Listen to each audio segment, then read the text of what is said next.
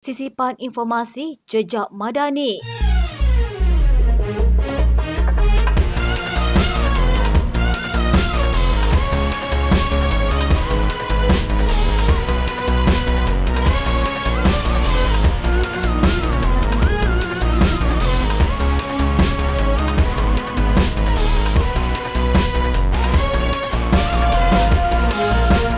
Ahli Jawatankuasa Pembangunan Keselamatan Kampung JPKK Kampung Remang di Tunku, Juliana Binjin berkata kemenangan bersejarah yang diperoleh Malaysia dalam kes tuntutan kumpulan Sulu baru-baru ini memberi keyakinan kepada penduduk bahawa Kerajaan Persekutuan berterusan memastikan cubaan kumpulan itu untuk mengganggu-gugat kedaulatan negara digagalkan.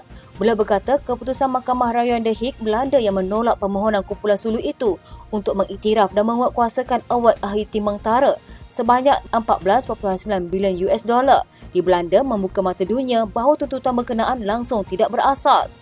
Katanya, tuntutan kumpulan yang mendakwa waris Kesultanan Sulu itu memberi kekeliruan kepada masyarakat di sini dan kita harap Kerajaan Malaysia teruskan usaha menangani isu kumpulan Sulu ini.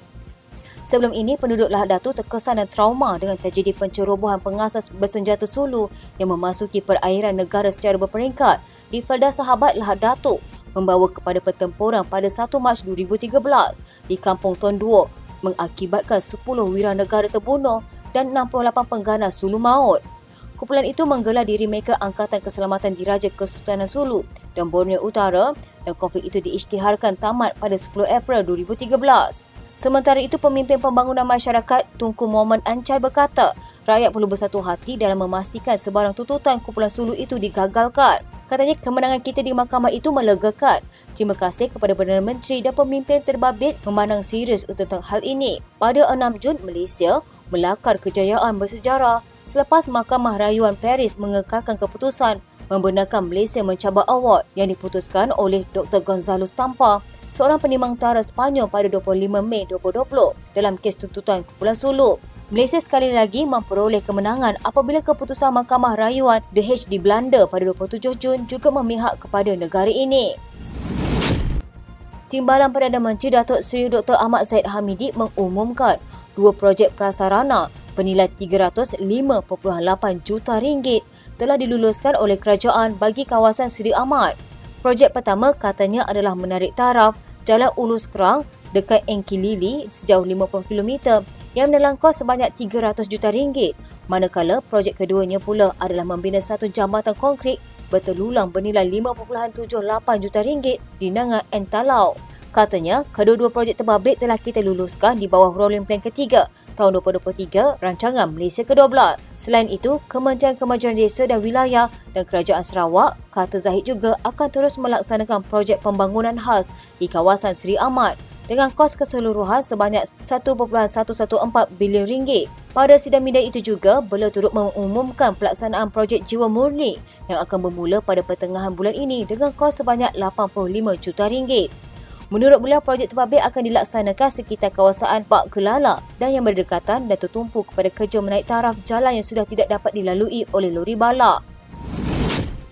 Perdana Menteri Datuk Seri Anwar Ibrahim berkata satu siasatan rapi akan dibuat berhubung insiden kekecohan membabitkan Menteri Pelancongan, Seni dan Budaya Datuk Seri Tiong Kin Sing di lapangan terbang antarabangsa Kuala Lumpur pada Khamis. Beliau memaklumkan walau bagaimanapun masih meneliti langkah-langkah yang perlu diambil bagi menyelesaikan isu berkenaan. Menurutnya setakat ini pihak imigresen memberikan maklum balas yang sangat baik dan positif. Katanya kita harus kenal pasti beberapa kelompok kecil yang masih tidak tumpu membuat perubahan termasuk berdepan dengan beberapa tuduhan.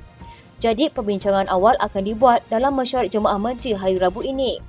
Anwar berkata hasil lawatan yang dibuat mendapati majoriti petugas-petugas imigresen berjalan dengan baik. Terdahulu, beliau melakukan lawatan mengejut di lapangan terbang itu sebelum menyambut ketibaan Yang di-Pertuan Agong Al-Sultan Abdul Wahid Ayatuddin Al-Mustafa Bilal Shah dan Raja Permaisuri Agong Tunku Azizah Aminah Maimunah Iskandaria berangkat pulang ke tanah air dari Arab Saudi selepas selesai menunaikan ibadah haji.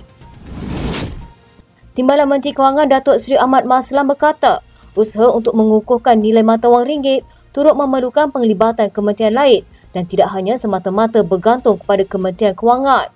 Antara kementerian tersebut adalah Kementerian Pelaburan, Perdagangan dan Industri dan Kementerian Pelancongan, Seni dan Budaya, bagi membantu terutamanya dari segi pelaburan dan pelancongan.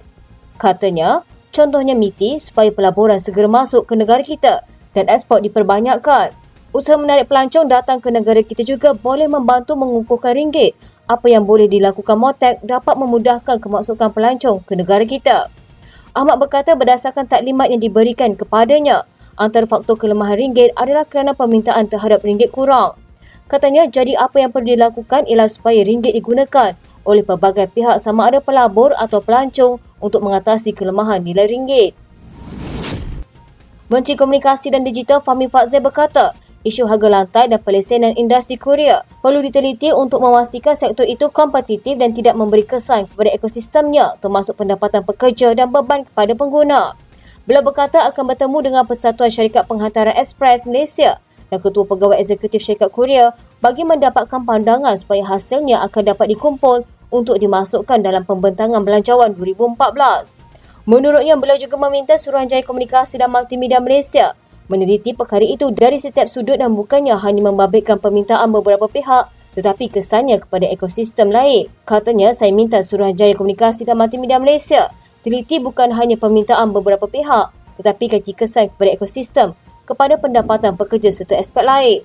Pada waktu ini, isu kos sara hidup semakin menekat. Jadi apapun keputusan dibuat mengambil kira kemampanan bagi industri dan tidak membebankan pengguna.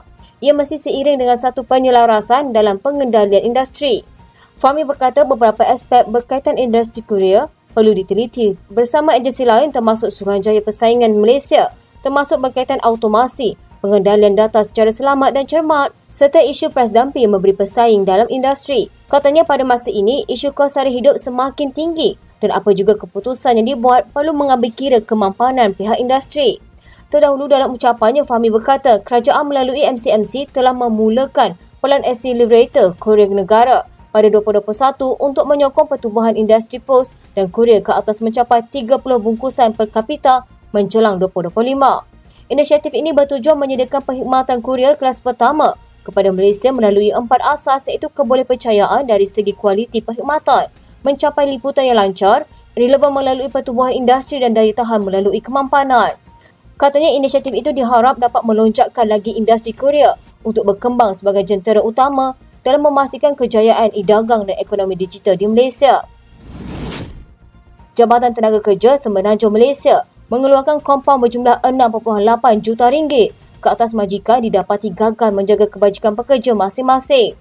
Ia hasil penguatkuasaan JTKSM bermula Januari 2022 hingga 28 Jun lalu dengan 2,396 kertas siasatan dibuka mengikut Akta Kerja 1955, Akta Standard Minimum Perumahan, Penginapan dan Kemudahan Pekerja 1990, Akta 446 dan Perintah Gaji Minimum PGM 2022. Menurut Timbalan Ketua Pengarah Operasi JTKSM, Muhammad Asri Abdul Wahab, daripada 2,396 kertas siasatan yang dibuka, 1,445 siasatan dijalankan mengikut Akta Kerja 1955, Akta 446, 746 siasatan dan PGM 2022, 202 siasatan. Katanya sebanyak 6.8 juta ringgit kompaun dikeluarkan, 5.6 juta kompaun untuk kesalahan mengikut Akta 446, Akta Kerja 1955 1.2 juta ringgit dan PGM 2022 RM1,500. Dalam tempoh sama, beberapa majikan berjaya diheret ke mahkamah dan hasil pendakwaan dijalankan membawa kepada tuntunan denda berjumlah RM495,300. Operasi yang diketuai Muhammad Asri turut disertai Setiausaha Bahagian Dasar Kementerian Sumber Manusia S. Siva Kumar dan Pengarah Lembaga Pembangunan Industri Pembinaan Selangor Jasmine Muhammad Saleh. Operasi turut disertai Jabatan Keselamatan dan Kesihatan Pekerja, Pertubuhan Keselamatan Sosial, CIBD Selangor dan polis dari Ibu Pejabat Polis Daerah Kuala Langat dengan kekuatan keseluruhan anggota operasi seramai 74 orang. Mengulas lanjut, Muhammad Asri berkata majikan yang menggajikan pekerja tidak kira warga tempatan atau warga asing perlu mematuhi segala peraturan yang digariskan menerusi 3 akta berkenaan. Katanya antaranya menyediakan tempat tinggal dengan ruang yang selesa dan selamat termasuk katil, tilam dan almari serta kemudahan lain seperti tempat memasak, tandas dan bilik air mencukupi. Majikan juga perlu mempunyai perakuan penginapan daripada JTKSM dalam memastikan segala kebajikan dan keperluan pekerja memenuhi syarat ditetapkan. Sementara itu, Siva Kumar memaklumkan tapak binaan yang diperiksa hari ini didapati menggajikan 338 pekerja tempatan dan 700 pekerja asing dengan majikan menyediakan 120 kontena sebagai kediaman. Katanya walaupun majikan menyediakan penginapan tetapi ia tidak mempunyai perakuan penginapan JTKSM dan tidak pernah membuat permohonan untuk perakuan itu seperti yang tertakluk dalam Akta 446. Majikan didapati melakukan pelanggaran beberapa akta membabitkan beberapa agensi, iaitu 4 kesalahan membabitkan Akta 446 dan 1 kesalahan mengikut Akta Kerja 1955 dengan 4 kertas siasatan dibuka. Selain itu, majikan juga didapati melakukan kesalahan di bawah akta dikuatkuasakan JKKP dengan 10 kesalahan antaranya besi rebah terdedah, pendawaian elektrik yang tidak selamat dan juga laluan pekerja terhalang selain beberapa kesalahan di bawah bidang kuasa CIDB dan Perkeso.